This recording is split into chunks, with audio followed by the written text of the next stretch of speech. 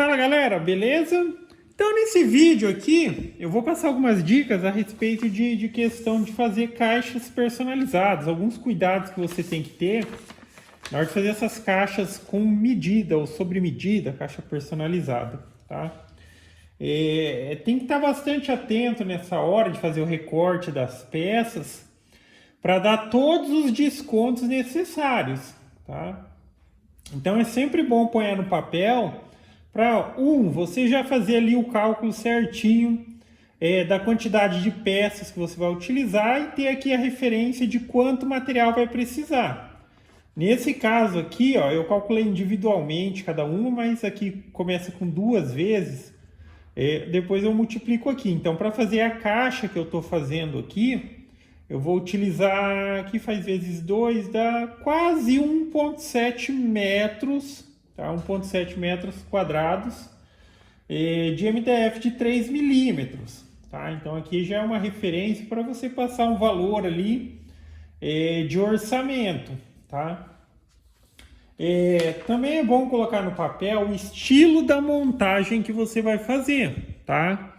Como que vai ser? Sempre que é caixa assim, eu acho que a melhor alternativa de montagem é colar as laterais sobre o fundo, tá? Nesse caso aqui, mencionando, enfim, eu vou fazer como se fosse uma caixa vedada e depois eu vou dividir ela no meio, tá? Para que, enfim, fique uma caixa com uma emenda perfeita.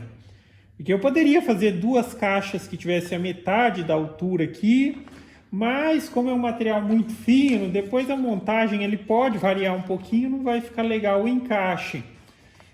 Então eu vou fazer uma caixa única e depois eu vou dividir ela. Aí aqui já tem um porém que, como eu vou dividir, eu tenho que lembrar de, obviamente, ela vai ter que ter 51 aqui na altura, por exemplo. Então eu já fiz o corte das peças para que ela tenha 51,5. Depois eu vou cortar, vai perder os 3 do disco. Depois ainda sobra uma margenzinha para mim só dar aquela refilada para chegar na medida exata, tá? Se eu vou tentar cortar na medida exata, vai que alguma coisinha sai fora do especificado ali, dá uma variadinha, aí você compromete o resultado, tá? Então é sempre bom ter uma margenzinha nessas situações. Aí na hora de fazer essa questão aqui de definir a montagem, coloque certinho aqui, porque tem que dar aqueles descontos. Se tipo, eu vou fazer nessa situação aqui, ó, vai ser mais ou menos o seguinte. A lateral maior, ela vai ser, digamos assim, vai ser inteira sobre o fundo ou a tampa também, vai ser inteira. E as laterais menores, elas são internas. Então, como é interna, eu já corto ela na medida exata. Só que essa outra aqui, que é aqui a lateral maior, ela já não posso obedecer aqui exatamente 68.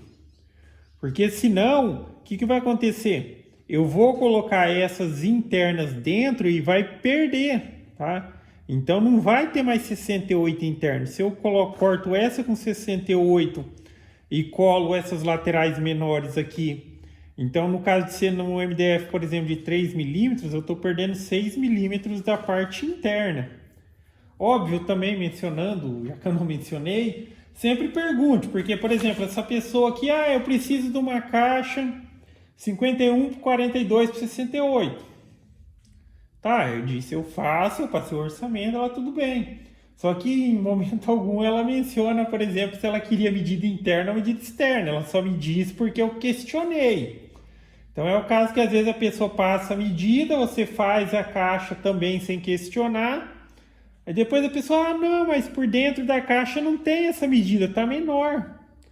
Tá? Então lembre-se também, nessas questões, sempre pergunte quando alguém passar a medida para você, você quer que isso seja medida interna ou medida externa? Porque para você ver, a pessoa me passou essa medida e na verdade o que ela precisava era que isso era interna, tá? Então, enfim, o que era 68 aqui, essa lateral, e daí eu faço ela com Aqui, ó, na hora de recortar, ó, 68,7 e o que era 42, 42,7. Pelo estilo de montagem que eu vou fazer, vai ter o fundo e as laterais vão ir sobre esse fundo, que eu acho que é a maneira mais fácil de montar. Enfim, e também nessa questão aqui é uma caixa que ela vai ser colada, né? Porque por ser muito fina não sobra muitas opções. MDF de 3, de 6. No máximo ali a gente consegue fazer esse tipo de caixa também com encaixe, mas ainda assim vai ser necessário colagem. Então não dá para colocar parafuso ou coisas do tipo. No máximo ali eu daria para colar e também precisaria colar cantoneirinha e tal. Daria na mesma de fazer a colagem com o próprio MDF. Aí na questão de qual seria a melhor alternativa, uma das colas, óbvio, que tem melhor aderência ali, resistência para madeira, é cola para madeira, cola branca, cola PVA. Só que existem algumas outras alternativas e eu estou começando a trabalhar com isso daqui agora. E eu já fiz alguns testes e mostrou uma resistência muito boa. Por exemplo, isso aqui é o Alma Super, é um adesivo instantâneo, que está com cola instantânea. E esse daqui é um tipo de adesivo que quando você adquire, daí tem assim, o componente A e o componente B. Porque esse tipo aqui, como ele é em gel, ele demoraria bastante para secar. Se você aplicar na madeira, ele vai secar uma hora. Ele vai secar. Só que para acelerar o processo de secagem, aí precisa desse outro componente. Aí também tem a questão, aqui eles indicam para fazer da seguinte maneira: quando você for utilizar, aplica nas duas partes que você quer colar, e em uma delas você passa o adesivo e cola. Só que em determinadas situações que você não consegue fazer a junção rápida da peça, ou seja, você vai ter que fazer um ajustezinho, como é ali a situação, vai ser a melhor alternativa aplicar o adesivo em uma das partes que não esteja com o componente A e no outro aplicar o componente A, para na hora que eles entrarem em contato ali, iniciar o processo de reação, tá? Porque senão, se você ficar ajustando, se a cola secar, depois não vai dar uma boa aderência. Mas enfim, eu estou começando vou ver, pelos testes que eu fiz, mostrou um resultado muito bom. Vamos ver na prática aí como que vai ser feito, tá? Agora na questão, eu vou utilizar cola branca, aí já por ser uma caixa bem grande, como essa daqui que eu vou fazer, é meio difícil de fazer um travamento para que ela fique ali até a hora de secar. Talvez seria interessante fazer o quê? Utilizar, por exemplo, cola quente para você colocar umas travinhas na caixa.